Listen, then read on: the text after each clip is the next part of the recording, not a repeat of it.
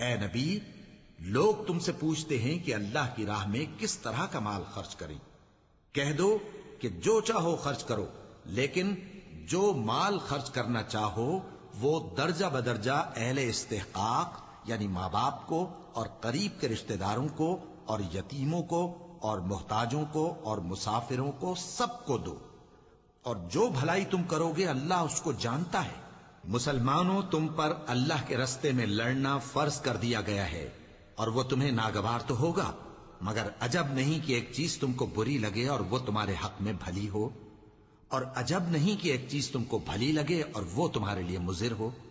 اور ان باتوں کو اللہ ہی بہتر جانتا ہے اور تم نہیں جانتے۔